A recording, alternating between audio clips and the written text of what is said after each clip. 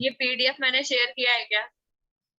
Yes ma'am. Yes ma'am ma'am हमें voice start करना था, हम उस दिन भी कर रहे थे बट लाइट कट हो गया था तो आपने कहा no need to rejoin.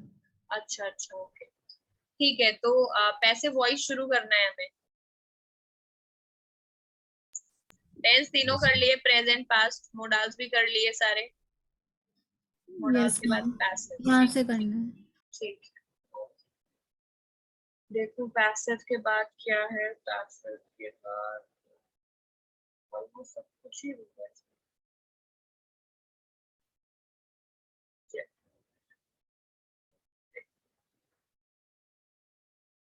Okay,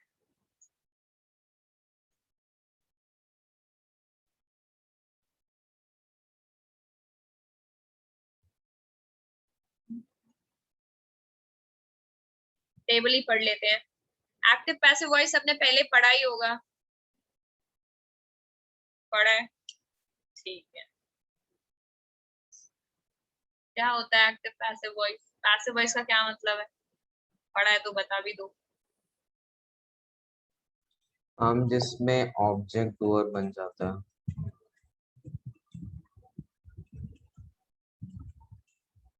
ठीक है, इतना ही मतलब होता है पैसिव वॉइस का। There is a change in the position of the subject and object. जहां पर जो ऑब्जेक्ट होता है वो पैसिव वॉइस के टाइम पे सब्जेक्ट में कन्वर्ट हो जाता है और सब्जेक्ट ऑब्जेक्ट में कन्वर्ट हो जाता है। करेक्ट?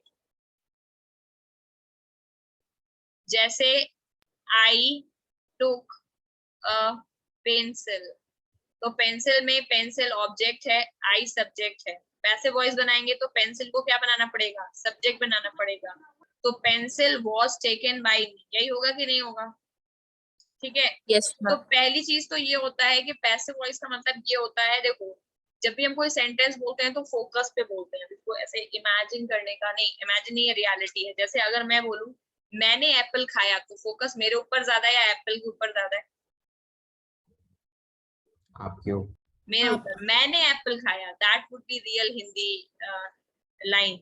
लेकिन अगर उल्टा बोले एप्पल मेरे द्वारा खाया गया, फोकस किसके ऊपर शिफ्ट हो गया? एप्पल। एप्पल के ऊपर। आप तो फर्स्ट क्वेश्चन में मैं, फर्स्ट लाइन में मैं ज्यादा इंपॉर्टेंट हूँ और पैसिव वाले पार्ट में सब ऑब्जेक्ट ज्यादा इंपॉर्टेंट है। तो कोई ये सोचे कि अभी ये तो पहले से ही पता था मैंने एप्पल खाया, तो ये बनाने की क्या जरूरत है कि मेरे द्वारा एप्पल मेरे द्वारा खाया गया। तो ये स्टुपिडिटी भी लग सकती है ना, कि मतलब ऑलरेडी एक सेंटेंस को बोलने का एक तरीका पता है बट उसको उल्टा करके बोल रहे हैं, है कि नहीं? जैसे मैंने स्केच बनाया, अब ये भी बोल सकते हैं तो फिर ये क्यों बोल रहे हैं कि स्केच मेरे द्वारा बनाया गया? चेंज इसीलिए करते हैं पोजीशन में बिकॉज हमें क्या चेंज करना है? फोकस शिफ्ट करना है, सब्जेक्ट से ऑब्जेक्ट के ऊपर फोकस लाना है। This is the purpose of the passive voice. ठीक है, तो पैसिव वॉइस में ऑब्जेक्ट को सब्जेक्ट की जगह ले जाते हैं और फोकस ऑब्जेक्ट के ऊपर इन अ वे शिफ्ट हो जाता है। तो इसीलिए पैसिव का यूज किया जाता है। ठीक है, अगला, तो अब काम कैसे, सबको ही पता है कि अब सब्जेक्ट ऑब्जेक्ट अदला बदली करना है। जब भी ऑब्जेक्ट सब्जेक्ट की जगह जाता है तो वो तो एज इट इज नेम के साथ जाता है। जैसे राम ईट्स अ मैंगो, तो अभी राम सब्जेक्ट है इसमें और मैंगो, अभी मैंने टेंस का रूल्स नहीं बताया, मैं बस पर्पस बता रही हूँ। और मैंगो ऑब्जेक्ट है। सबको पता है कि जब ऑब्जेक्ट सब्जेक्ट की जगह जाएगा तो मैंगो ही लिखा जाएगा। लेकिन जब सब्जेक्ट ऑब्जेक्ट की जगह जाता है तो उसके साथ एक प्रीपोजिशन बाई ऐड किया जाता है। ठीक है, so this is the rule, that's how you do it. के सब्जेक्ट, अभी Ram Yeats a mango, Ram subject mango object. Passive बनाएंगे तो मैंगो से शुरुआत होगी, लेकिन बाय एंड में जब हम राम लिखेंगे तो उसके पहले एक प्रीपोजिशन बाई ऐड करेंगे। ये हर जगह होता है। ठीक है, तो यानी कुल मिलाकर के हमें ये पता चल गया कि हमारा कुछ सेंटेंस फॉर्मेशन कुछ इस तरह का होगा। दैट सबसे पहले ऑब्जेक्ट होगा, फिर उसके बाद वर्ब होगी, एंड में बाई लगा के सब्जेक्ट लिखना है। करेक्ट? तो बस एक ही चीज बची। फॉर एग्जाम्पल, अगर हमें कुछ नहीं भी पता है तब भी हमें इतना तो पता ही है कि राम ईट्स अ मैंगो में इसका पैसिव वॉइस मैंगो से बनेगा। करेक्ट? और एंड में बाई राम लिखा जाएगा, इतना तो पता ही चल गया। अब ये ईट्स किस में कन्वर्ट होगा, एक क्वेश्चन केवल ये बचा है और रूल इसी के लिए केवल पढ़ा जाता है। ठीक है, बस इतना अगर याद कर ले तो और चीज आसान कर देती हूँ। वर्ब की हमेशा थर्ड फॉर्म ही लगती है पैसिव वॉइस में। तो यानी ईट अगर यहाँ लिखा हुआ है तो ईटन ही आएगा। ठीक है, अब केवल क्वेश्चन इस प्लेस की है, इज लगेगा, एम लगेगा, आर लगेगा, इज बीइंग लगेगा, एम बीइंग लगेगा, आर बीइंग लगेगा, वॉज लगेगा, वर लगेगा। केवल ये प्लेस का अगर रूल्स याद कर लो तो पूरा पैसिव वॉइस बनाना सबको आ जाएगा। तो कोई भी सेंटेंस हो, जैसे ही इज प्लेइंग फुटबॉल, तो इसमें फुटबॉल से शुरुआत होगी, बाय हिम लगेगा और प्लेड लगेगा, तो फुटबॉल प्लेड बाय हिम, तो फुटबॉल प्लेड बाय हिम, इतना तो पता चल गया, ये ऑलरेडी क्लियर है, क्योंकि वर्ब की थर्ड फॉर्म ही लगती है, ऑब्जेक्ट शुरुआत में आ जाता है, सब्जेक्ट बाय लगा के पीछे चला जाता है। तो अब ये बताओ कि रियल क्वेश्चन तो केवल इसी वाले पार्ट के लिए बचा ना बेटा, इस बीइंग के लिए, कि यहाँ क्या आएगा। Yes, इसके ma'am. रूल पढ़ लो एज इट इज। रूल क्या होंगे, अगर आपके सेंटेंस में एस या ई एस लगा है, ठीक है, तो उसका कन्वर्जन इज एम आर में होगा। ये रूल है, ऐसे ही याद कर लेना है शॉर्ट में। अगर सेंटेंस में एस या ई एस लगा है तो उसके कन्वर्जन में इज एम आर आएगा। अगर सेंटेंस में ही इज एम आर लगा है तो कन्वर्जन में इज एम आर तो आएगा ही आएगा, उसके साथ बीइंग आएगा। ये इस जगह को फिल करने के रूल्स बता रही हूँ, समझ गए। तो ये टेबल बना लो, अगर कैसे लिखोगे, ऐसे लिख लो। अगर एस या ई एस लिखा हुआ है, अगर ये डू और डज वाले हैं, तो ये चेंज होंगे इज एम आर में। वर्ब की थर्ड फॉर्म कॉमन है, इट विल बी एवरीवेयर, तो इसको करने का जरूरत नहीं है। वर्ब का थर्ड फॉर्म तो यूनिवर्सल लॉ है एक्टिव पैसिव के यूनिवर्स में। चलो भाई, अब अगला है, अगर सेंटेंस इज एम आर में ही बना है तो पैसिव इज एम आर में ही बनेगा। कोई वॉज वर्ब में पैसिव बनाएगा तो पटक पटक के मारा जाएगा, लेकिन उसके साथ में एक और वर्ड लगाएंगे बी। अगर सेंटेंस हैज में बना है, हैव में बना है, तो हैज बीन, हैव बीन में बनेगा। सिंस वर्ब की थर्ड फॉर्म कॉमन है हर जगह, so I am not writing it. और परफेक्ट कॉन्टिन्यूअस का बनता नहीं है, यानी फोर्थ टेंस जो लास्ट वाला होता है, present perfect continuous, past perfect continuous, future perfect continuous, उनका पैसिव नहीं बनता, चिंता करने की बात ही नहीं है। इनफैक्ट प्रेजेंट फ्यूचर कॉन्टिन्यूअस का भी नहीं बनता। तो टोटल 12 टेंस हम पढ़ते हैं, उनमें 4 का पैसिव बनता ही नहीं, तो 8 ही रूल पढ़ने हैं। अगला, अगर सेंटेंस में वर्ब की सेकंड फॉर्म है, यानी पास्ट इंडेफिनिट का सेंटेंस है, डिड वाला सेंटेंस है, तो वो वॉज वर्ब में कन्वर्ट हो जाएगा। ठीक है, यानी अगर कहीं डिड लिखा हुआ है तो उसका पैसिव बनेगा वॉज वर्ब प्लस वर्ब की थर्ड फॉर्म लगा। अगर वॉज वर्ब में ही सेंटेंस लिखा हुआ है तो sentence was verb plus being में कन्वर्ट होगा। ठीक है, अगर सेंटेंस में हैड लगा है तो हैड बीन में कन्वर्ट होगा। अगर इसमें विल शैल लगा है तो विल बी शैल बी में कन्वर्ट होगा। अगर विल हैव लगा है, कंटिन्यूअस का तो बनता नहीं है, तो विल हैव बीन में कन्वर्ट होगा। Am I clear? Yes, ma'am. Yes, ma'am. बस इतने ही रूल है। अब सेंटेंस में सब चीजें पता है, ऑब्जेक्ट को पहले लिखना है, सब्जेक्ट को बाई लगा के बाद में लिखना है, वर्ब की थर्ड फॉर्म लिखना है, इतना पहले ही कर लो।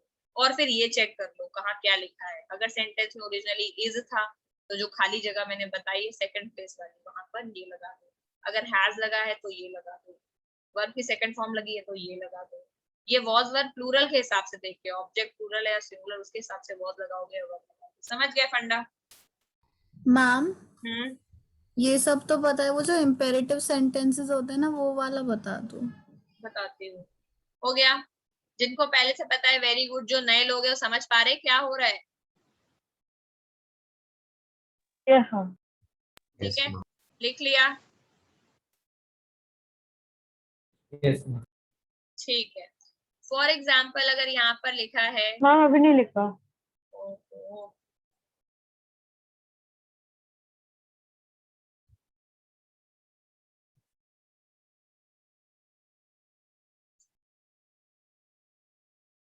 Done ma'am. ठीक है, कोई बचा तो नहीं है?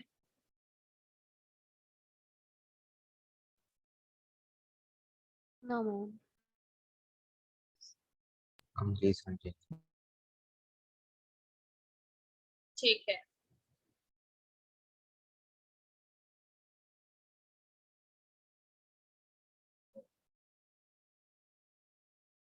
तो अब आगे अगर सेंटेंस में ये लिखा है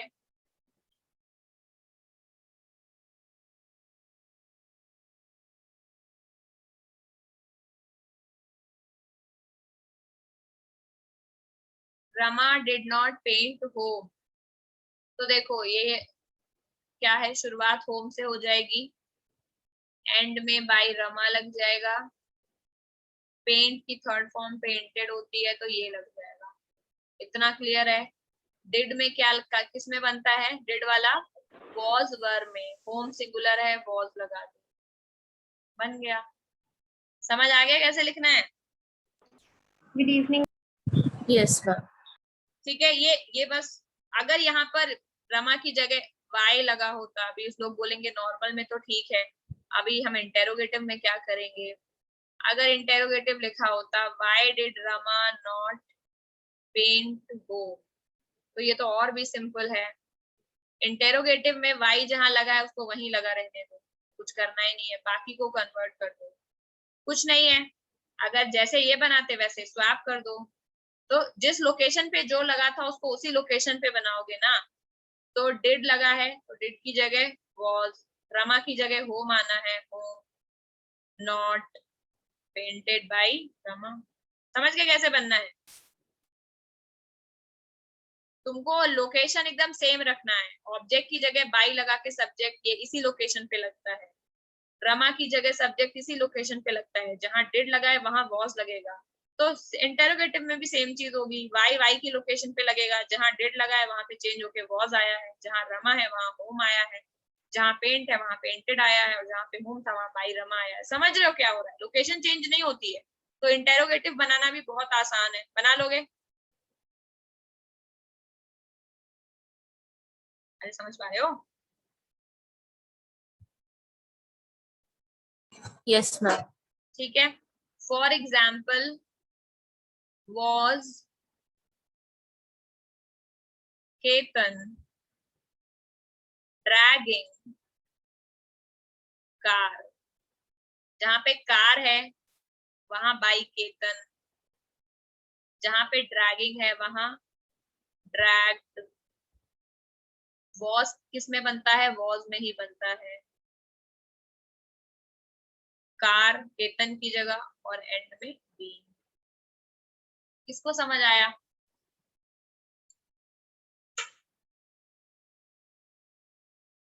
मैम आ गया। हम आ ठीक है, गए। ये कन्वर्ट करने का शॉर्टकट है, मतलब इजी, सबसे इजी तरीका और फास्ट तरीका है। ठीक है, किसी को कोई दिक्कत तो नहीं है ना? ऐसा तो नहीं कोई समझ नहीं पा रहा है कैसे हो रहा है?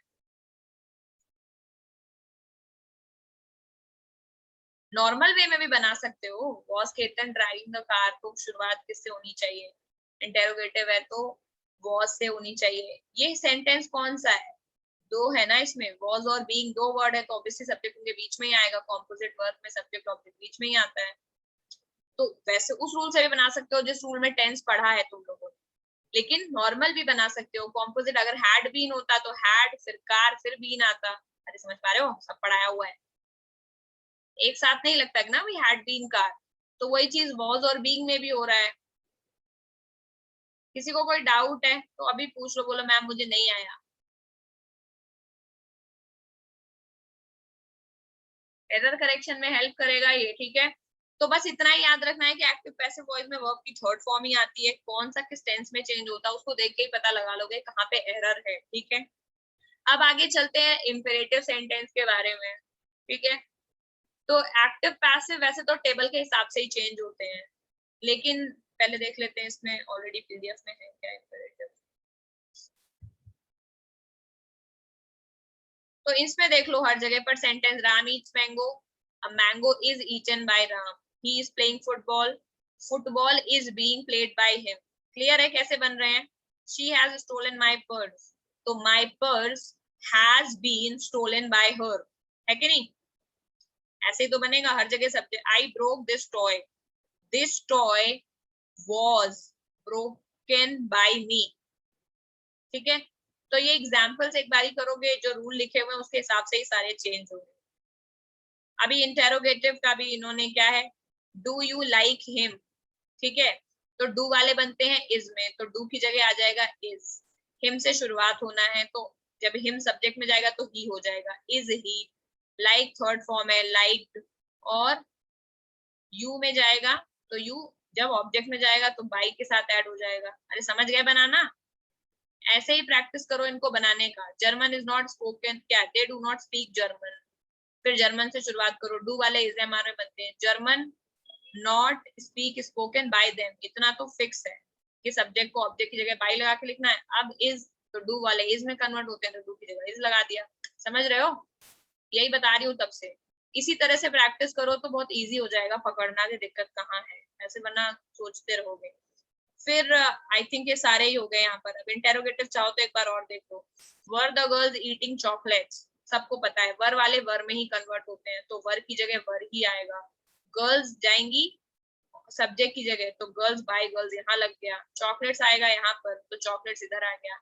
अब वर वाले सेंटेंस बीइंग में भी कन्वर्ट होते हैं, तो चॉकलेट्स के बाद बीइंग ऐड होगा इसमें, क्योंकि वर बीइंग चॉकलेट नहीं हो सकता, कॉम्पोजिट वर्ब है, तो वर्ब और बीइंग के बीच में चॉकलेट्स आएगा, और ईट की जगह ईट एंड सिंपल है। Had he not stolen your jacket, शुरुआत योर जैकेट से होगी, ही बाय हिम में जाएगा।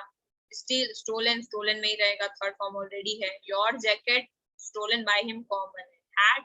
हैड बीन में कन्वर्ट होता है, तो हैड नॉट बीन आ गया। ठीक है, सबको दिख रहा है क्या हो रहा है?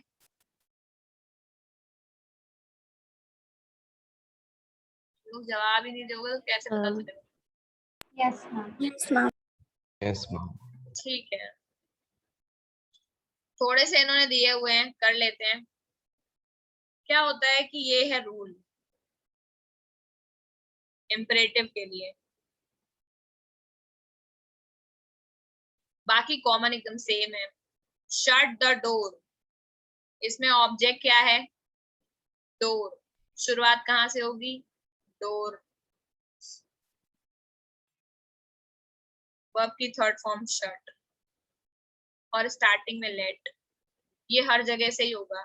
तो इसका रूल सबसे आसान है, शुरुआत लेट से करनी है, उसके बाद ऑब्जेक्ट लगा देना है, फिर बी लगा देना और वर्ब की थर्ड फॉर्म लगा देनी है। सब जगह देखो। Send the letters by post, क्या हुआ?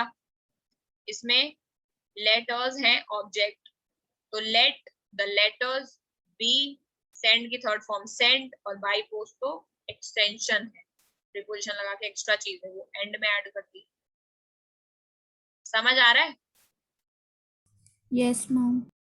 जैसे for example close the door, ठीक है, तो इसमें क्या है? क्लोज द डोर, शुरुआत डोर से होगी, उसके बाद बी लगता है, डोर बी क्लोज, और फर्स्ट स्टार्टिंग में लेट ऐड करना होता है, तो लेट डोर बी क्लोज। किसको समझ आ रहा है क्या हो रहा है? कुछ नहीं है इसमें। स्टार्टिंग में लेट और सब्जेक्ट के ऑब्जेक्ट जब सब्जेक्ट की जगह लिख दोगे, उसके जस्ट बाद बी ऐड करना है, ये दो वर्ड केवल ऐड करने होते हैं। वर्ब की थर्ड फॉर्म तो सारे ही पैसिव में लगती है। ठीक है, अब अलग तरह के कुछ सेंटेंसेस आएंगे। ये लेट वाले तो इजी है, बट कभी कभी सेंटेंस ऐसे आएंगे जिसमें भाव अलग होगा। भाव का मतलब है इमोशन चेंज हो जाएगा, और जब इमोशन चेंज हो जाएगा तो, क्योंकि कमांड वाले सारे सेंटेंस लेट से ही होते हैं, क्योंकि अभी तक मैंने क्या बोला? क्लोज द डोर बोला, प्लीज क्लोज द डोर नहीं बोला, मैं भी चालाक है कि नहीं? क्लोज द डोर का मतलब आप कमांड दे रहे हो, तो close the door, open the door, ठीक है, वॉश शर्ट्स, वॉश दी शर्ट्स, और रिपेयर द कैमरा, इन सब में हमने कोई ऐसा वर्ड नहीं लिखा जिससे हमें देख के ही पता चल जाए, ठीक है, कि ये कोई अलग इंटेंशन से बोला जा रहा है। सारे कमांड फॉर्मेट में बोले जा रहे हैं। लेकिन अगर आपने कुछ ऐसी चीज बोल दी जो कमांड हो ही नहीं सकती, for example please wait for her, तो इसमें प्लीज के लगते ही समझ में आ गया कि ये रिक्वेस्ट कर रहा है, तो जो कर रहे हो वही लिख दो। हमेशा लाइन ऐसे ही लिखो, you are requested, या you are अभी requested है, you are I think request ही होता है, you are pleaded, request ही ले लो फिलहाल के लिए, तो प्लीज वाले सेंटेंस में सिंस पता है कमांड है तो लेट से नहीं बन सकते, ये कमांड नहीं है तो लेट से नहीं बन सकते। ऐसे सेंटेंस जिसमें इंपेरेटिव है और अलग इमोशन है, जैसे प्लीज गिव मी चॉकलेट्स, तो क्या होगा, you are requested to give me chocolates. ठीक है, तो जो लिखा है उसको एज इट इज लिख देना है और स्टार्टिंग में लगा देना है प्लीज की जगह यू आर रिक्वेस्टेड, इतना ही करना है, तो सबसे सिंपल है, समझ गए।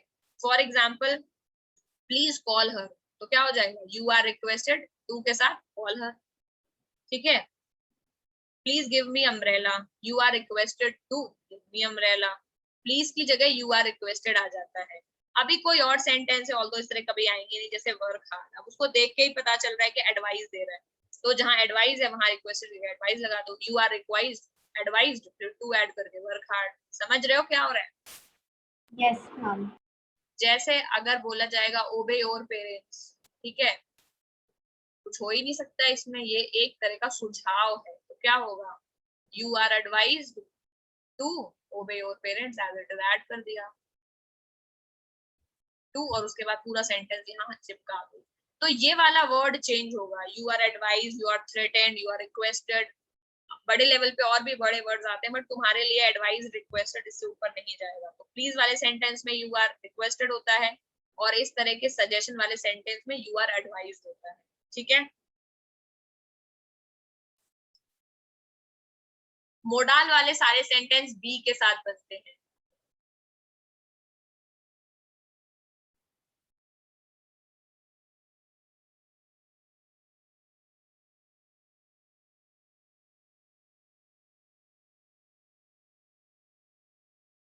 इंपरेटिव समझ में आ गया? हम क्लोज द डोर को you are order to close the door कर सकते हैं, बट कन्वेंशन ये है कि जो सेंटेंस लेट से बन सकता है जिसमें ऑब्जेक्ट मिल रहा है।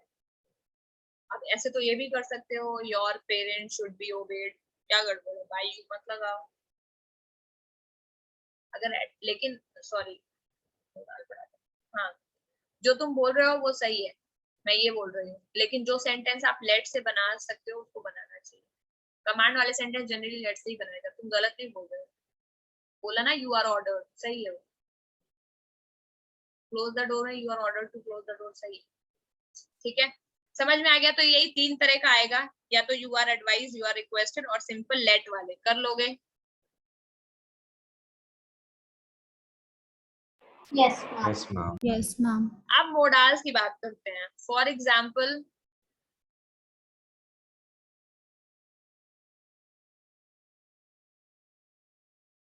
दे can make a house,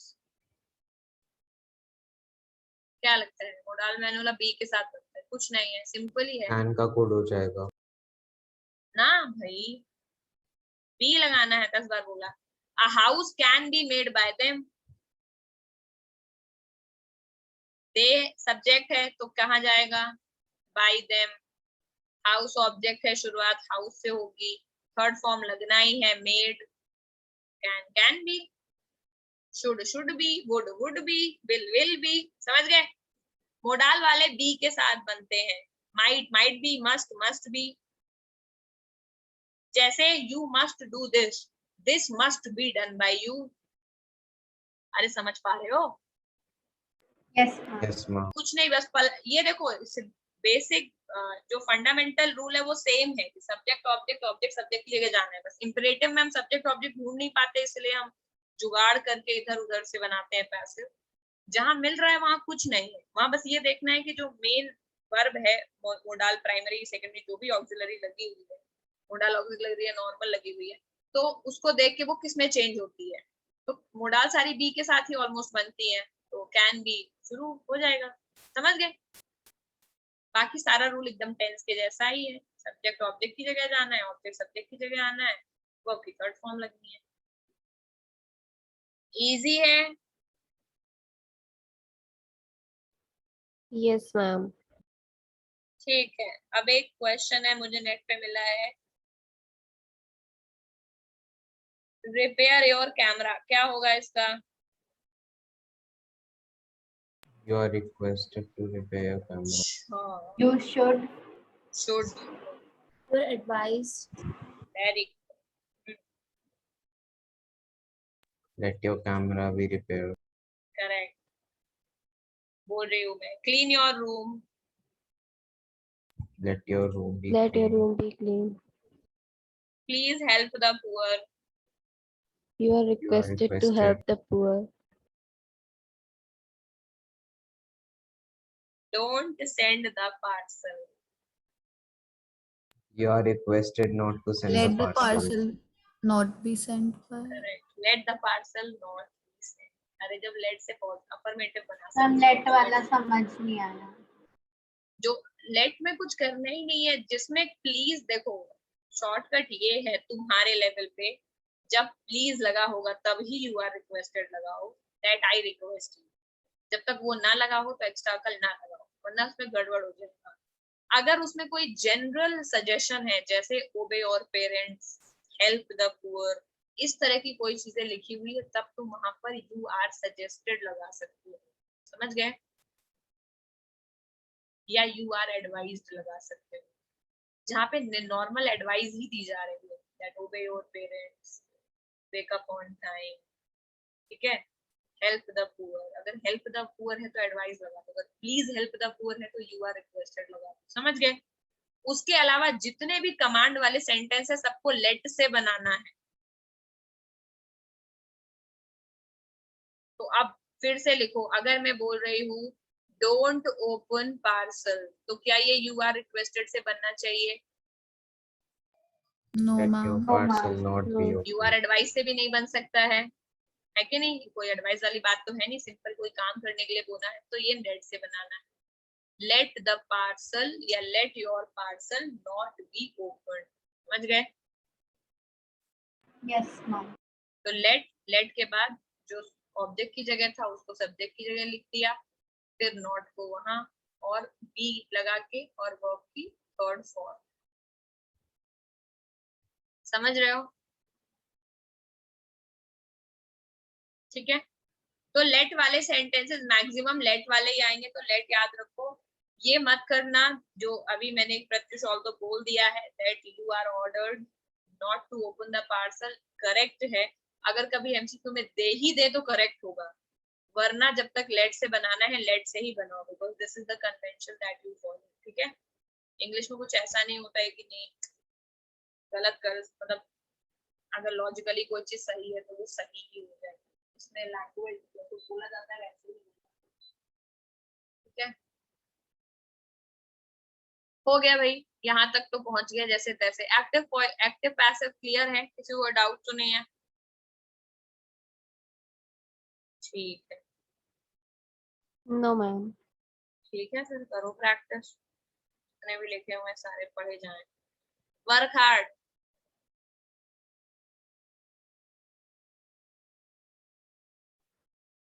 ma'am सामने ही तो आंसर है। Yes. Get up early in the morning. You are advised You to are get up. advised to wake You up are- early in the morning. Okay. Give money to poor children. You are advised to You- give money to poor children. Okay. Let money be given to the poor. Please give me all your money. You are requested to give me all your money. Okay. आगे है बाकी late वाले तो कर लोगे।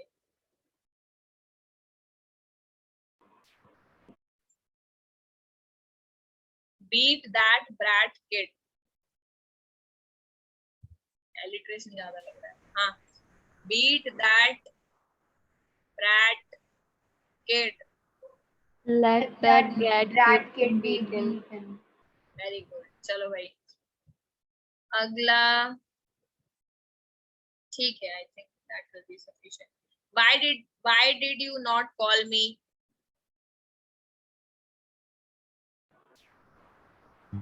Why was I not called? Why was I not called by? By you. By you. Correct. ये वाला बहुत सही है, देखो मोडाल वाला। You should not make lame excuses. क्या होगा? Name Name excuses should not be made by her. Correct. You can open a cafeteria. A cafeteria can be opened by you. सबसे ज्यादा फेवरेट मोडाल्स ये लोग हैं active passive, सबसे ज्यादा easy है। ठीक है, चलो भाई सब्जेक्ट कॉन्वर्ट पढ़ते हैं, ये रूल्स हैं कुछ।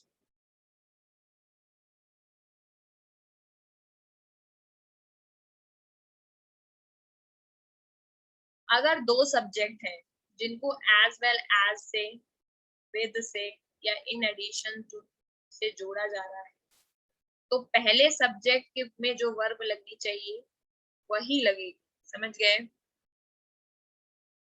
जैसे Ram as well as Shyam, तो फर्स्ट सब्जेक्ट क्या है? राम, क्या लगना चाहिए इज एमआर में?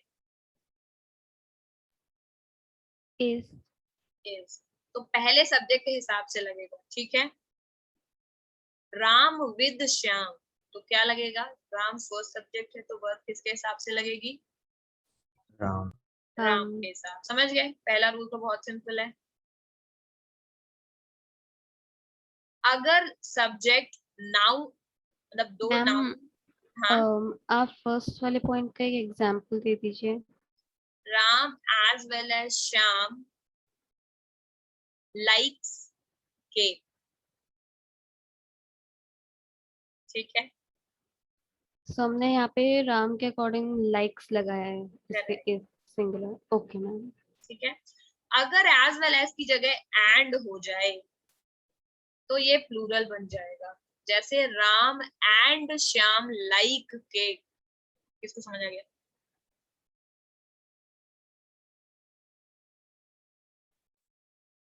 कहने का मतलब ये है कि एज वेल एज, विद और इन एडिशन लगने से कोई भी सब्जेक्ट प्लूरल में कन्वर्ट नहीं होता, वो अपना ओरिजिनल जो है वही रहता है। समझ रहे हो? Yes ma'am. जैसे राम श्याम दे ही शी, इनके साथ में अगर एज वेल एज, विद और इन एडिशन टू के बाद कोई और चीज का नाम लिखा हुआ है तो it won't make any impact. Originally जो वर्ब लगनी चाहिए इनके साथ वही लगेगी। ठीक है, लेकिन राम सिंगुलर है, उसके साथ अगर एंड लगा दिया और फिर कोई और नाम लिख दिया तो एंड लगाने से राम का नेचर चेंज होके प्लूरल हो जाएगा। समझ गए? तो Ram and Shyam are going outside हो जाएगा, और Ram as well as Shyam लिखा है तो इज गोइंग आउटसाइड ही लगेगा, क्योंकि एज वेल एज लगाने से राम का वर्ब में कोई डिफरेंस नहीं आएगा। किसको समझ आ गया? एंड वाला सबको पता था, ये अलग है थोड़ा सा। अरे समझ पा रहे हो? लिख लो फटाफट। अब एक बार पॉइंट रिपीट कर सकते हो प्लीज? मैं ये कह रही हूँ कि अगर किसी सब्जेक्ट के साथ चाहे वो सिंगुलर हो या प्लूरल, जैसे दे भी लगा है, दे एज वेल एज राम, तो आर ही लगेगा, क्योंकि फर्स्ट सब्जेक्ट दे ही है तो आर ही आएगा वहां पर। ठीक है, लेकिन अगर यानी कि एज वेल एज, विद और इन एडिशन के बाद कुछ भी लिखा हो, जो पहला सब्जेक्ट होता है सेंटेंस वर्ब उसके हिसाब से लगती है। लेकिन ये केवल इसी केस में होता है, एंड के केस में ऐसा नहीं है। अगर किसी का नाम किसी दूसरे के नाम के साथ एंड लगा के लिख दिया गया तो वो प्लूरल हो जाते हैं। ठीक है, for example Pratyush as well as Aril is going for exhibition, but Pratyush and Aril are going for exhibition होगा।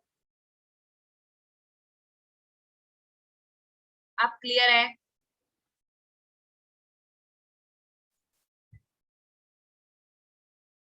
Yes, ma'am. ठीक है, then wait a minute then. या सो हो गया clear? As well as, with, in addition और ये एंड। ठीक है, नॉर्मली एंड वाला ज्यादा यूज होता है, ये इतना नहीं होगा, आएगा भी तो एट मैक्स विद है।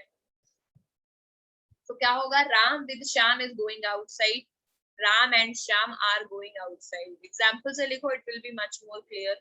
यानी एंड लगते ही दो प्रॉपर नाउन जो कि सिंगुलर है वो प्लूरल में कन्वर्ट हो जाते हैं, और वहीं अगर एंड की जगह विद या एज वेल एज लगाए तो कोई इम्पैक्ट नहीं है। जो सेंटेंस में पहले सब्जेक्ट का नाम लिखा हुआ उसी के हिसाब से वर्ब लग जाएगी। अगला है each, every, either, neither and many.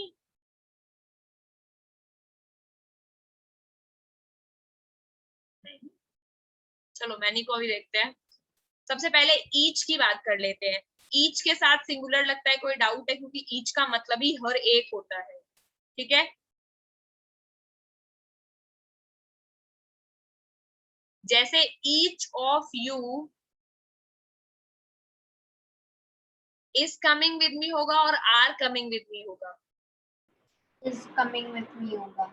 Everyone are लगेगा या एवरीवन इज लगेगा? is ईच और एवरी क्लियर है, सिंगुलर लगता है इनके साथ। ईदर के साथ भी यही होता है। ईदर का मतलब भी दोनों में एक, नीदर मतलब दोनों में कोई नहीं, correct. Either of you is coming with me, neither of you is coming with me. I have doubt with many, so I'm not gonna tell it now. I don't know क्या है ये। मेरे हिसाब से तो मैम ये plural होना चाहिए। प्लूरल होना चाहिए इसको, because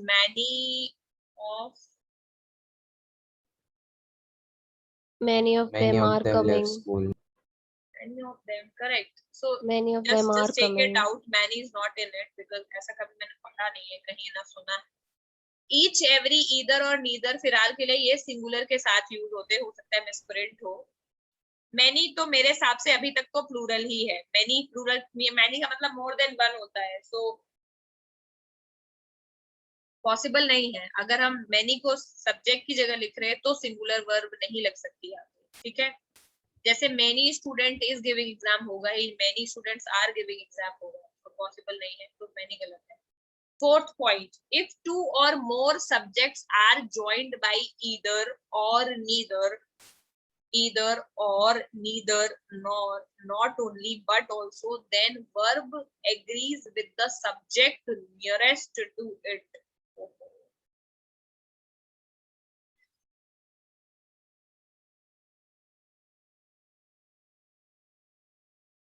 ये बहुत फालतू का नियम है।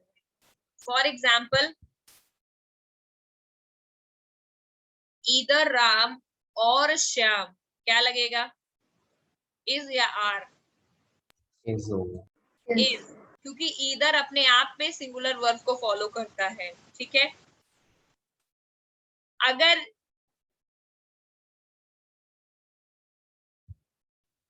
अगर ये लिख दूं मैं, not only you but also, but they also, तो क्या होगा? आर या इज? कुल मिलाकर के सेंटेंस का मतलब ये है कि जहां भी ये वर्ड लिखा हुआ है उसके जस्ट पहले सब्जेक्ट सिंगुलर है प्लूरल, उस हिसाब से लगेगा इसे, समझ गए। फॉर एग्जाम्पल, अगर मैंने ये लिखा है राम और श्याम, तो श्याम के हिसाब से लगेगी वर्ब, राम के हिसाब से नहीं, क्योंकि ये जो सब्जेक्ट है एज वेल एज, विद और इन एडिशन, इसमें क्या लिखा है? जो पहला सब्जेक्ट है उसके हिसाब से लगेगी, करेक्ट। इस वाले सेंटेंस में इन चीजों के जो पास में जो नाम लिखा हुआ है, जैसे राम और श्याम,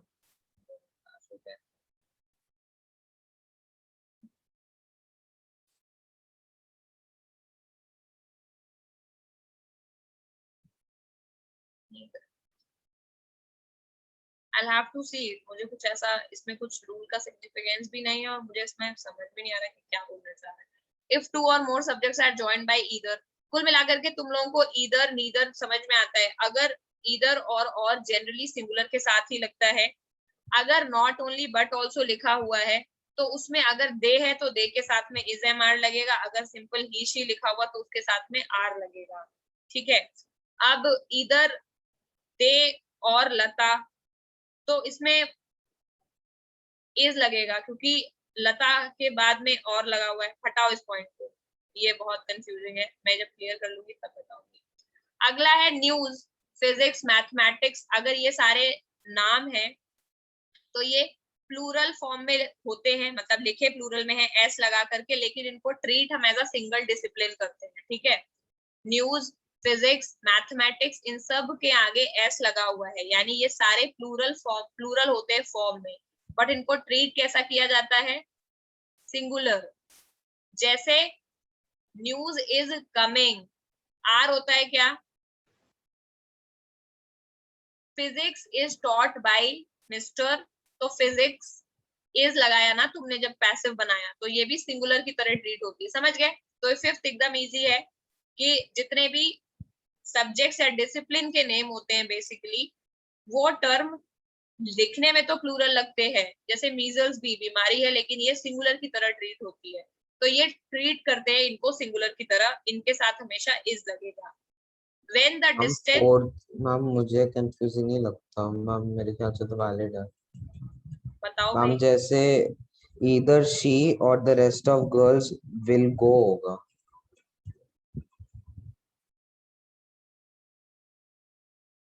तो इसमें तुमने क्या बता दिया, विल विल तो सिंगुलर प्लूरल का कॉमन ही होती है ना। हम लोग गो के ऊपर बोल रहे हैं। Ma'am either she or the rest of girls go by the bus, तो go by the bus। गो का और प्लूरल क्या बना सकते हो जरा बता दो। मैम अगर she है तो goes होगा ना। विल लगा दिया ना तुमने, अब तो गो ही लग सकता है। Yes ma'am. कोई ऐसा सेंटेंस लो जिसमें सिंगुलर और प्लूरल में चेंज हो, तब बोल करके बताओ। तो ऐसा सेंटेंस का वो बनाने का कोई फायदा ही नहीं है, क्योंकि जहां भी ईदर लगेगा, फॉर एग्जाम्पल मेरा जो अपना अंडरस्टैंडिंग है, जो मुझे समझ आया, अगर मैं ईदर लगा रही हूँ तो जनरली क्या लगाऊंगी, या तो ईदर मतलब ईदर राम और श्याम, तो दोनों ही सिंगुलर है। अब उसके हिसाब से दोनों राम के हिसाब से लगाओ या श्याम के हिसाब से लगाओ, वर्ब इज ही आनी है, समझ गए।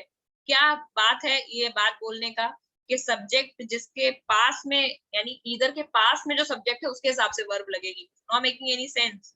फॉर एग्जाम्पल अगर मैं ये बोलूं कि not only Manya but also Pratyush will come, तो मान्या और प्रत्युष के हिसाब से लगाएंगे तो इजी लगेगा, करेक्ट। दोनों के हिसाब से होना चाहिए ना सब्जेक्ट का मतलब। ये कैसे डिसाइड होगा कि जो सब्जेक्ट पास में लिखा है वर्ब के उसके हिसाब से लगाएंगे, समझ गए। जैसे मैं बोलूंगी कि not only they but my friends are also coming, तो अब ये बोल रहे हैं कि दे बट के बाद माई फ्रेंड्स लगा है तो माई फ्रेंड्स के हिसाब से लगाओ, बट ये सेंस नहीं बना रहा है, क्योंकि नॉर्मली ऐसे सब्जेक्ट्स में दोनों तरफ के सब्जेक्ट्स या तो सिंगुलर ही होते हैं या प्लूरल ही होते हैं, किसी के भी हिसाब से लग सकती है। समझे मैं क्या कह रही हूँ और क्यों इसे कंफ्यूजिंग कह रही हूँ, किसी को बात आ रही समझ। Ma'am not only you but all of them are responsible। Not only you, तो इसमें तो यू सबसे ज्यादा पास में लगा है, हम यही तो, अभी ये है वर्ब से सबसे पास वाला अप्लाई होगा ना। नॉट ओनली यू, फिर क्या बोला तुमने, but all of them are responsible। All of them, तो इसमें इसको जस्टिफाई करके बताओ कि verb agrees with the subject nearest to it. हम all of them प्लूरल है तो फिर प्लूरल के साथ आर लग गया। करेक्ट करेक्ट करेक्ट, ठीक है, okay. This example we can take for fourth one, this is a nice example. एक सब्जेक्ट हम ऐसा ले ले, यू हटा दो, यू की जगह ही लगा दो यहाँ पर, नॉट ओनली श्याम, क्योंकि यू भी यहाँ प्लूरल है। तो अब एक सेंटेंस ये, हाँ बेटा। मैम मैंने आपको चैट बॉक्स पे कुछ मैसेज किया है। एक मिनट बेटा, ओके ओके। तो अब ये वाले क्योंकि दोनों या तो सिंगुलर या तो प्लूरल ले रहे थे, तो व्हाट वी विल डू, इनमें से कोई भी वर्ड को हम ले लेते हैं, लेकिन एक सब्जेक्ट सिंगुलर ले लेते हैं, एक प्लूरल ले लेते हैं, ठीक है। तो सेंटेंस है इसमें हम ऐड करके बना रहे हैं not only and but also, ठीक है। तो हमने क्या बोला, नॉट ओनली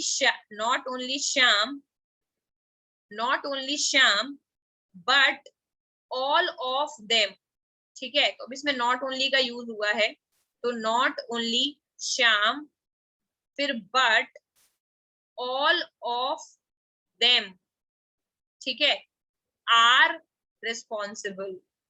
तो ये बोल रहा है कि आर यानी जो वर्ब होगी वो सबसे नियरेस्ट सब्जेक्ट जो होगा उसके हिसाब से लगेगी।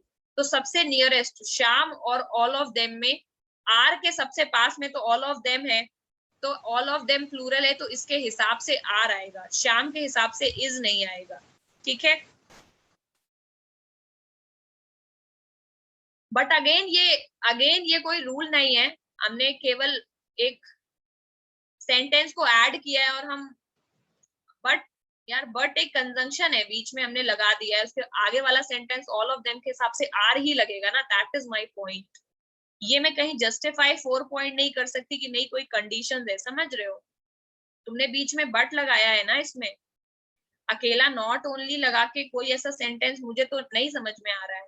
यहाँ पर तो तुमने नॉट ओनली श्याम लगा दिया और बट कंजंक्शन के साथ में एक नया सेंटेंस ही जोड़ दिया और उस सेंटेंस का सब्जेक्ट प्लूरल है, तुमने आर लगा दिया। समझ रहे हो मेरा पॉइंट? मेरे से नहीं बन रहा है, अगर बनता तो मैं जरूर बता देती, बट जो तुम कह रहे हो वो नियरली अप्रोच हम यही कर रहे हैं, कम से कम नॉट ओनली का यूज कर लिया है हमने।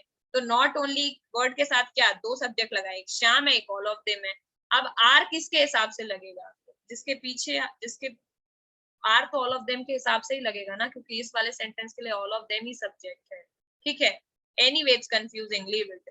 इसका ऐसा कोई इंटरप्रिटेशन नहीं है जो हम छोड़ दे, क्योंकि ये एप्लीकेशन बेस्ड है, रूल नहीं है इस तरह का, नहीं कि एंड लगा है। मैं फोर्थ वाला पॉइंट फिर से देखूंगी, अगर मुझे कोई लूप होल मिलेगा तो मैं बताऊंगी नेक्स्ट क्लास में। फिलहाल के लिए फिफ्थ में news, physics, mathematics, measles and ethics, यानी जो डिसिप्लिन के नेम होते हैं वो प्लूरल इन फॉर्म होते हैं, फॉर्म में दिखने में प्लूरल है लेकिन उनको सिंगुलर की तरह ट्रीट किया जाता है। अगला पॉइंट है, अगर डिस्टेंस, वेट, ये सारी चीजें they represent a fixed quantity तो ये सिंगुलर की तरह ट्रीट होंगे, ठीक है। जैसे 10 kilometre is not a big deal, ठीक है, समझ गए। Distance 10 kilometre is not a big deal. 50 kg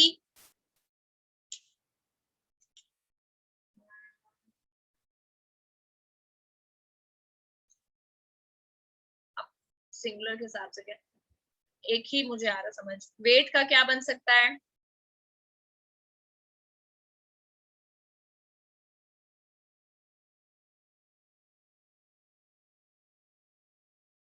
distance का तो बना दिया 10 kg is not too heavy to lift. Again वही अगला वेट का भी बना लो कि 100 kg is not too heavy to lift, और अमाउंट का भी बना लो 50 rupees is not a big deal. जो भी चीज फिक्स्ड क्वांटिटी को रिप्रेजेंट करती है, ठीक है, या एक तरह से कहते हैं तो काउंटेबल नाउन्स को, तो उनको सिंगुलर की तरह ट्रीट किया जाता है, डिस्टेंस में, वेट में और अमाउंट में। 50 को कोई ऐसे काउंट नहीं करेगा 50 kg तो 1 2 3 मिला के 50 हो गए तो 50 kg are not a big deal, ये नहीं होगा। अगर कोई चीज फिक्स्ड क्वांटिटी में लिखी हुई है तो वो सिंगुलर में ही ट्रीट होगी, समझ गए। अगर 100,000 kg भी लिख सकते हो, क्योंकि फिक्स्ड अमाउंट है, 1000 kg is not a big deal या 1000 rupees is not a big deal for me. तो ये यहाँ पर ये लिखा हुआ है कि अगर ये सारी चीजें यूनिट में फिक्स में दिया हुआ है तो इनके नंबर मैटर नहीं करते, as long as number fix है उसके आगे आप सिंगुलर ही लगाएंगे, ठीक है।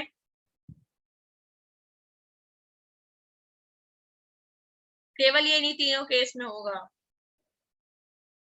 अगर आपने नंबर के साथ में कोई और चीज लिख दी, फॉर एग्जाम्पल अगर आपने 100 के तुरंत बाद फ्रेंड्स लिख दिया, तो फ्रेंड्स प्लूरल है तो वर्ब फ्रेंड्स के हिसाब से लगेगी, इसके हिसाब से नहीं लगेगी। ये मैं वो बता रही हूँ, समझ गए, कंफ्यूजन कभी ना हो जाना। अगर आप केवल यूनिट पहले लिख रहे हो और यूनिट को सब्जेक्ट ले रहे हो, 100 rupees is not a big deal, 100 kg is not a big deal, आपने 100 के आगे कोई और सब्जेक्ट ऐड नहीं किया है। अगर आपने 100 के आगे अम्ब्रेलाज भी लगा दिया है तो भी, मतलब अगर 100 फ्रेंड्स और फिर उसको सब्जेक्ट ले रहे हो 100, तो 100 फ्रेंड्स आर कमिंग, क्योंकि फ्रेंड्स प्लूरल है तो फ्रेंड्स के हिसाब से लगेगी। अगर यहाँ पर 100 अम्ब्रेलाज तो 100 अम्ब्रेलाज आर बीइंग सोल्ड। समझ रहे हो क्या बोल रही हूँ? क्योंकि आपने नंबर फिक्स किया है लेकिन नंबर के जस्ट बाद में आपने सब्जेक्ट यूनिट में नहीं लिखा है, तो कोई ये नहीं सोचेगा कि अगर फिक्स्ड नंबर लिखा हुआ है तो वो प्लूरल ट्रीट, वो सिंगुलर ट्रीट होता है, नहीं। अगर फिक्स्ड नंबर में डिस्टेंस, वेट और अमाउंट लिखा है यानी रुपीज, केजी और मीटर है, तब तो वो सिंगुलर ट्रीट होगा। अगर फिक्स नंबर के बाद आपने कोई भी और चीज लगाई जो कि प्लूरल है तो आपका वर्ब उसी के हिसाब से लगेगा। तो 100 फ्रेंड्स, 100 अम्ब्रेलाज, 100 बेडशीट्स, ये सारे प्लूरल है।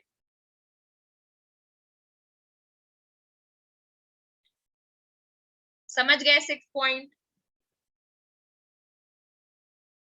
अगला है कलेक्टिव नाउन। ठीक है, तो सबको ही पता है कलेक्टिव नाउन का मतलब जो एक पूरी टीम को या कलेक्शन को डिनोट करते हैं। जैसे एक टीम हो गया, टीम में बहुत सारे लोग होते हैं बट हम उसको एक टीम ही बोलते हैं ना, माई टीम इज विनिंग। ठीक है, similarly there is a meeting, committee is being set up for pollution. ठीक है, और look at this herd, so this herd is looking beautiful, या फिर my group is the best group. तो इस तरह के जो कलेक्टिव नाउन वाले वर्ड हैं, ग्रुप है, हर्ड है, टीम है, कमेटी है, जो कि, या फिर आर्मी। ठीक है, that army is proud of our nation, है कि नहीं, आर्मी आर तो नहीं होगा। तो ये सारे जो सेंटेंस जो कलेक्टिव नाउन को रिप्रेजेंट करते हैं उनको सिंगुलर की तरह ट्रीट किया जाता है। कोई डाउट है इसमें? काफी इजी है। ठीक है, अगला है अनकाउंटेबल नाउन, जैसे कि furniture, equipment, luggage, weather, advice, ये सब भी सिंगुलर ही ट्रीट किए जाते हैं। ठीक है, जैसे फर्नीचर इज प्रिटी। अगर इक्विपमेंट की जगह तुम इक्विपमेंट्स लगा दो तो ये प्लूरल हो जाएगा। Equipments are necessary for my lab. जब तक ये एज इट इज फॉर्म में ही लिखा है, यानी इक्विपमेंट, स्टेशनरी, लगेज, स्टेशनरीज अगर है तो भी प्लूरल हो जाएगा। समझ गए, एज इट इज वर्ड लिखना चाहिए। तो furniture, equipment, stationery, luggage, weather, weathers तो होता ही नहीं है। तो इसमें एक बड़ा केस जो सबसे बड़ा है वो लगेज और वेदर के लिए ही है। ठीक है, जैसे अगर एडवाइस की जगह एडवाइसेस भी कर दो कि your advices have been very helpful, तो भी ये भी प्लूरल बन सकता है। केवल इसमें लगेज और वेदर जो मुझे यहाँ तक दिख रहा है, ये दो हैं जो हमेशा सिंगुलर ही रहेंगे। वेदर इज नाइस, वेदर्स कभी होगा नहीं। ठीक है, फर्नीचर, इक्विपमेंट, स्टेशनरी अगर एज इट इज लिखे हुए हैं तो, यानी कोई भी uncountable noun as it is लिखा हुआ है तो सिंगुलर ट्रीट होगा। उसका प्लूरल वर्जन अगर आप यूज करते हो तो उसे प्लूरल की तरह ही यूज करना है। ठीक है, इक्विपमेंट्स के साथ में इज नहीं लगेगा, आर लगेगा।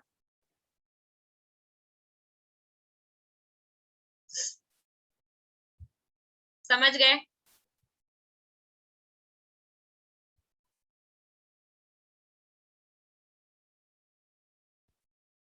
ओके,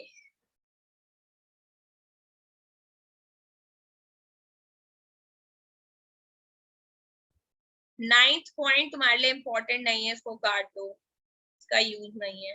रिच, ब्लाइंड, गिल्टी, ये केवल इन वर्ड्स के लिए है, यानी कि जो ऐसे वर्ड्स हैं, फॉर एग्जांपल इनको तो tongs, trousers, glasses, goods, compass, ये सारे जो हैं ये प्लूरल की तरह ट्रीट किए जाते हैं। और जैसे डिस्क्रिप्टिव नाउन होता है रिच, तो rich people are also nice, या blind and guilty are always considered as you। blind का एग्जाम्पल क्या होगा? तो blind, अगर blind के आगे तुमने सिंगुलर कोई नाउन लगा दिया तो वो सिंगुलर ही ट्रीट होगा, उस केस में blind एडजेक्टिव हो जाएगा। लेकिन ये बोल रहे हैं कि अगर केवल डिस्क्रिप्टिव नाउन blind है तो वो प्लूरल होगा। मुझे 9th वाला फंडा, the blind man is singular, blind are no मतलब ब्लाइंड यहाँ पर कलेक्टिव टाइप का होगा ना? करेक्ट। तो ये वो बात कर रहे हैं जैसे द रिच क्लास पूरे रिच क्लास को डिनोट करती है। अगेन ये कलेक्शन की बात कर रहे हैं। द ब्लाइंड मतलब सारे अंधों को डिनोट करे, द गिल्टी मतलब जितने भी लोग दुनिया में गिल्टी हैं। तो ये एक तरह से इसी का रिप्रेजेंटेशन हो गया। बस ये जो रिप्रेजेंटेशन है ये कलेक्टिव यानी हर्ड के लिए यूज हो रहा है, ये डिस्क्रिप्टिव के लिए यूज हो रहा है। जैसे the haves and haves not, तो the haves not are the group जो जिनके पास कुछ नहीं है, या द हैव्स जिनके पास सब कुछ है। सिमिलरली पुलिस यानी पूरी पुलिस आर्मी के लिए, पीपल सबके लिए। समझ गए? तो ये कलेक्टिव नाउन ही है। अगर ये नाउन कलेक्टिव है यानी पूरे कलेक्शन को डिनोट कर रहा है तब तो वो प्लूरल काउंट होगा। मतलब इस वाले केस में the blind, the guilty, the people, the trousers, the glasses, ये सारे जो हैं ये प्लूरल काउंट होंगे. So the blind, the rich, the guilty, the innocent, उसके अलावा और क्या होता है, द हैव्स नॉट, अगेन, और आई थिंक दैट्स इट. इतने ही हैं इसमें. तो ये सारे नाउन प्लूरल ट्रीट होते हैं अगर वो पूरे कलेक्शन को डिनोट कर रहे हैं. The rich are always प्राउडी.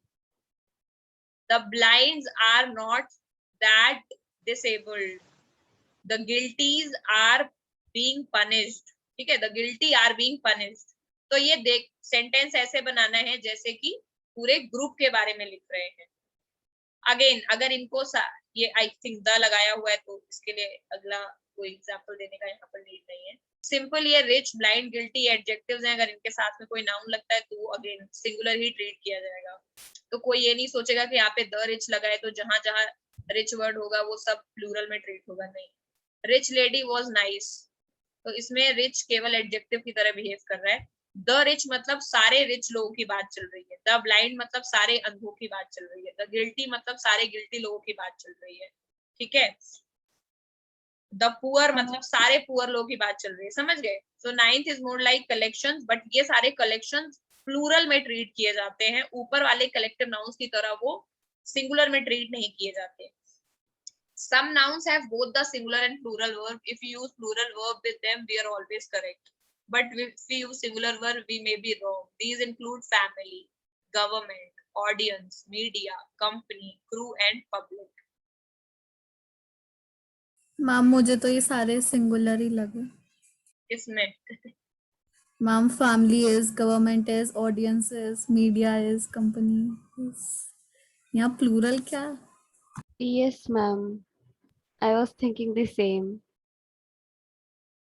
तो ऊपर वाला सेंटेंस देखो ना. मॉडर्न इंग्लिश में बहुत कुछ हम गलत ही बोलते हैं. Some nouns can have both singular and plural verbs. Government are government का प्लूरल तो हम गवर्नमेंट यूज करते हैं. ऑडियंस आर लग सकता है. मीडिया के साथ इज ही लगाते हैं. कंपनी के साथ भी इज लगता है. क्रू इज लगेगा. पब्लिक मतलब हम कंपनी को कंपनीज करते, फैमिली को फैमिलीज एंड गवर्नमेंट को गवर्नमेंट्स करते. हम समझ नहीं आ रही ये प्लूरल में होगा कैसे. केवल इन्हीं वर्ड्स की बात चल रही है बेटा. जैसे यहाँ पर था, चेंज नहीं करना है. अगर चेंज कर दिया तो चेंज हो गया ना. अगर उन्होंने कोई वर्ड लिखा फैमिलीज कर दिया फिर तो वो प्लूरल ही है. ठीक है. तो इसको फिर फैमिली को Family प्लूरल कैसे होगा? नहीं होगा. मैं तो खुद ही बोल रही हूँ नहीं होगा. मैं तो काट देती हूँ ऐसे जो फालतू रूल्स जो मुझे मेरी डिक्शनरी से ऊपर लगते हैं, मुझे नहीं समझ आते, मैं हटा देती हूँ. मीडिया तो वर्ड ही प्लूरल है, उसका सिंगुलर मीडियम हो गया. Yes, ma'am. करेक्ट. तो 9 और 4 ये हमारे कोई काम के नहीं, इनको हटा दो. ठीक है. हमें इनका यूज नहीं करना है क्योंकि इस तरह के क्वेश्चंस कभी नहीं आएंगे इतने कंफ्यूजिंग. और अगर आते भी हैं तो कंडीशनिंग दी हुई है already. We may be wrong but we are not wrong. अगर क्लियरली बोल देते कि अगर तुमने लगा दिया तो यू मस्ट बी रॉन्ग, तब तो पढ़ने का कोई फायदा था. वो बोल रहे हैं कुछ नाउन के सिंगुलर और प्लूरल दोनों वर्ब होते, तो सिंगुलर लगाओ आराम से. अगर हो सकते हैं तो लगाओ. ठीक है. सो इसमें दोनों ही करेक्ट माने जाएंगे, सिंगुलर और प्लूरल. और हम हमेशा से सिंगुलर ही लगा रहे हैं. हर जगह सिंगुलर ही यूज होता है. ज्यादा अकलमंदी करने के चक्कर में अगर एरर करेक्शन में गलत कर दिया तो और दिक्कत हो जाएगी. ठीक है. तो जो लगाते आ रहे हो वही लगाना है इसमें. 10th पॉइंट अननेसेसरी है. सिमिलरली मैंने बहुत सोचा और 4th पॉइंट भी अननेसेसरी है. कोई मतलब नहीं है. ईदर और either, neither, not only but also, इनके साथ में जो भी सब्जेक्ट तुम लगा रहे हो वर्ब उसी के हिसाब से लगानी है. वो तुम्हें बाकी रूल्स ऑलरेडी पता है. ठीक है. अगर तुम उनके साथ में दे यूज कर रहे हो तो आर लगाना है. अगर ही लगाना है तुम्हें, not only he but Shyam, तो श्याम सिंगुलर है, इज रिस्पॉन्सिबल. तो सेंटेंस तुम्हें अगर केवल नॉट ओनली लगाओगे, क्योंकि ये वाले सेंटेंस जो है ना, ईदर, अगर ईदर हिम और देम, तो सिंपल सी बात ये है जितना मैं समझ पाई हूँ अभी तक, ईदर बिना और के नहीं बन पाएगा, नीदर बिना नॉर के नहीं बन पाएगा, नॉट ओनली बिना बट के नहीं बन पाएगा. एम आई करेक्ट है कि नहीं? 4th पॉइंट में जितने भी सेंटेंस, जितने भी वर्ड्स लिखे हुए हैं वो दो के कॉम्बिनेशन में ही बन सकते हैं. फॉर एग्जाम्पल ईदर यू और ही, तो ऑब्वियसली ही के बाद वर्ब ही के हिसाब से ही लगेगी. दूसरा सेंटेंस है नीदर यू नॉर ही, तो भी सेंटेंस वर्ब ही के हिसाब से ही लगेगी क्योंकि नॉर के बाद अलग क्लॉज वो चेंज हो गया, करेक्ट। सिमिलरली अगर नॉट ओनली बट लगा दिया तो बट ने तो बट के बाद तुमने दूसरा सेंटेंस ही लगा दिया है, तो सेंटेंस में वर्ब उसके हिसाब से लगेगी। समझ गए मेरा पॉइंट क्या है यहाँ कहने का? मेरा पॉइंट ये है कि ये सारे सेंटेंस क्लॉजेस को ऐड करके ही बन सकते हैं, तो जब दो सेंटेंस को ऐड करके ही बना सकते हैं तो दोनों सेंटेंस में अलग वर्ब भी लगेगी ना यार, तो अगले सेंटेंस में वर्ब उसके सब्जेक्ट के हिसाब से ही लगेगी, तो ये वाला पॉइंट भी अननेसेसरी है। समझ गए? जिनको फोर्थ पॉइंट नहीं समझ में आया है मैं फिर से एग्जाम्पल के साथ बता दूं। मैं ये कह रही हूँ कि उसमें 4 वर्ड दिए हुए हैं, नीदर, नॉर, ईदर, ईदर और नॉट ओनली बट ऑल्सो। अब वो ये बोल रहे हैं कि इन सेंटेंसेस में उनका कहना है कि जो बाद वाला सब्जेक्ट है उसके हिसाब से वर्ब लगाना है, बट वो अननेसेसरी है क्योंकि जब भी हम ये बोलेंगे not only Radha but Shyam, तो श्याम के हिसाब से ही इज लगेगा, वो ये बोल रहे हैं। बट हम ये बोल रहे हैं कि बट लगा है बीच में, which makes it two independent sentences. This one is independent and this one is independent. तो इसका वर्ब श्याम के बाद तो is ही लगेगा ना, इसके लिए रूल की जरूरत नहीं है। श्याम is also responsible, ठीक है। Similar case is with either or. Either Rama और मुन्नी is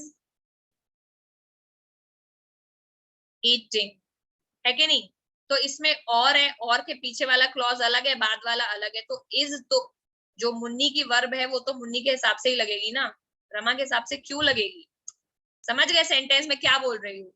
जिन्होंने क्लॉज पढ़े उनको ये चीज एकदम क्लियर होगी क्योंकि ये दो सेंटेंसेस है कंजंक्शंस की तरह जो दो इंडिपेंडेंट क्लॉज को जोड़ रहे हैं, तो आगे वाले की जो वर्ब है वो आगे वाले सब्जेक्ट के हिसाब से ही लगेगी।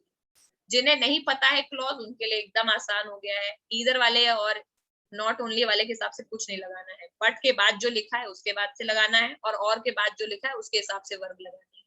ये है अल्टीमेट टेक अवे, ठीक है, जो मैं समझ पाई हूँ अभी तक 4 पॉइंट से, कि जो भी चीज और के बाद लगी है उसके हिसाब से लगानी है वर्ब, और जो भी चीज बट के हिसाब से बट के बाद लिखी है उसके बाद हिसाब से लगानी है वर्ब, ठीक है।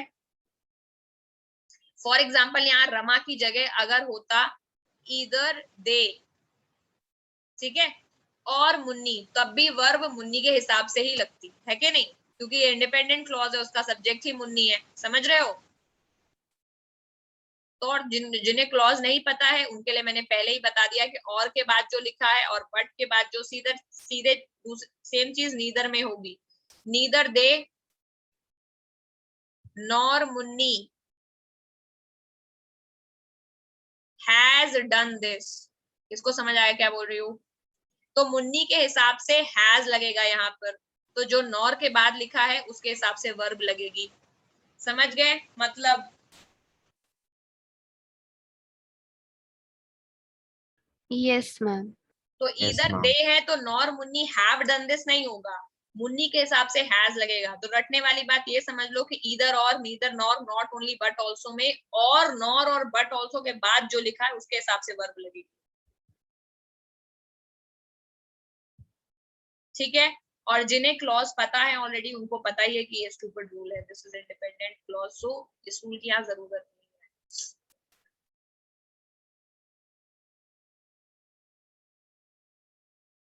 क्लियर है? किसी रूल में कोई डाउट तो नहीं है अभी?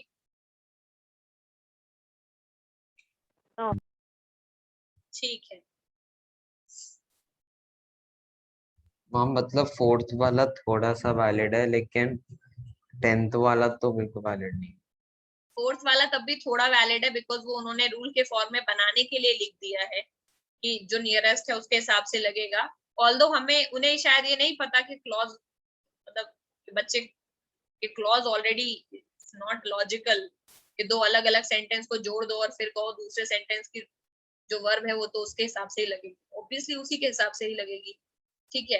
लेकिन 10th वाला तो I don't find it at all logical, 4th में तो तब भी कुछ है थोड़ा बहुत। Ma'am what about 9th point? 9th point, 9th point देखते हैं। 9th पॉइंट है अमेंड। अच्छा ये बेटा ये पता है क्या है, मैं बताती हूँ अपना एक्सपीरियंस, जो ये दोनों पॉइंट मुझे नहीं पता क्या लिखा हुआ है। जितना मुझे समझ में आता है कि there are some forms of noun जो कलेक्शन यानी पूरे ग्रुप के लिए यूज होते हैं, समझ गए। अब उसमें पॉइंट ये है कि जब हम ये बात करते हैं द पुअर, ठीक है, रूल को भूल जाओ, ये देखो जो मैं द रिच, तो ये बोलते हैं कि ये सिंगुलर वर्ब है, सिंगुलर वर्ड है, करेक्ट। पुअर एक सिंगुलर वर्ड है, लेकिन इसके Yes. पीछे द लगाने से हमने उसकी पूरी पुअर कम्युनिटी को हमने इंडिकेट किया, रिच लगा के पूरी रिच कम्युनिटी को इंडिकेट किया, ठीक है। बल्कि अगर हम बात करें टीम की, तो टीम होती ही कलेक्शन है, टीम में होते ही मोर देन वन लोग हैं, करेक्ट। अगर हम बात करें आर्मी की, तो आर्मी में होते ही मोर देन वन लोग हैं, एकदम उल्टा होता है। इसमें ज्यादा लोग होते हैं लेकिन इसको सिंगुलर ट्रीट किया जाता है, ये सिंगुलर होता है लेकिन उसको एज अ कम्युनिटी ट्रीट किया जाता है। इतना रट अगर सकते हो? द लग जाए तो यस, इतना रट सकते हो और यही मिलेगा तुमको। Okay ma'am. उसके बट अलावा मैम और जो लिखे हैं उनका कोई मतलब नहीं, अमेंड वमेंड का बेकार है, ठीक है। जो ओके मिलेगा वो यही मिलेगा, द पुअर द रिच। तो कहने का मतलब ये जो वर्ड सिंगुलर है उसके पीछे द लगा के आपने पूरी कम्युनिटी को रिप्रेजेंट कर दिया, इसीलिए आर लगाएंगे। और जो आपके वर्ड है टीम, आर्मी, कमेटी, ये वर्ड इन वर्ड का मतलब ही मोर देन वन पर्सन होता है, ठीक है।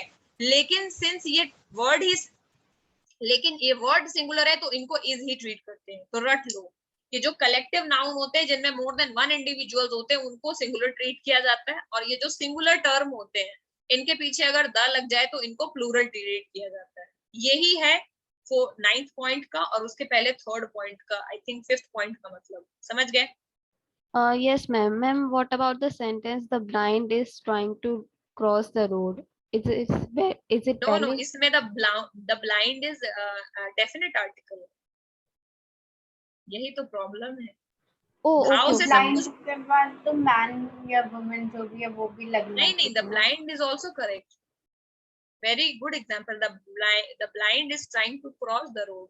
अब तुम मुझे ये बताओ कि तुमने कैसे, तुम किसी अंधे इंसान की बात कर रही हो या पूरी ब्लाइंड कम्युनिटी रोड क्रॉस कर रही है? No, ma'am. When we just point out to a particular person, then we are definite about this it. Is Yes, ma'am. Okay. Self explanatory. यहाँ पर जो तुमने द लगाया है वो तुमने कम्युनिटी रिप्रेजेंट करने के लिए नहीं लगाया, तुमने डेफिनेट आर्टिकल लगा के किसी इंसान को पॉइंट आउट किया है Yes, कि ma'am. वो रोड क्रॉस कर रहा है, तो यहाँ पर तो इजी लगेगा, ठीक Okay, है। ma'am. Yes, ma'am. Got it. अगर ये हो जाता है यहाँ पे the blind face a lot of, the blind face a lot of discrimination, correct. तो यहाँ पर यहाँ होना पे तो फेसेस चाहिए क्योंकि ये सिंपल प्रेजेंट है, लेकिन लगाया फेस है हमने, क्यों? बिकॉज हम पूरी कम्युनिटी के बारे में बात कर रहे हैं कि जो दुनिया में अंधे लोग होते हैं उनके साथ में बहुत ज्यादा भेदभाव किया जाता है, समझ गए? That's what yes, I'm saying. ma'am. Yes, ma'am. Difference समझ आ गया. ठीक है, ओके। आई थिंक इतना रोलर कोस्टर के बाद we have got some basic rules which we all agree कि नहीं ये सब होना चाहिए। जो लिख लिया वो समझ आ गया, this would be more than sufficient and it will help you a lot in error correction, ठीक है। क्योंकि सबसे ज्यादा उसमें सिंगुलर प्लूरल की ही गलती होती है, इसको अच्छे से कर लेना है। आई थिंक आज बहुत लंबा टाइम हो गया है। I think that will be all for today guys. मैं अटेंडेंस ले रही हूँ, जिसका होता जाएगा जाता जाएगा।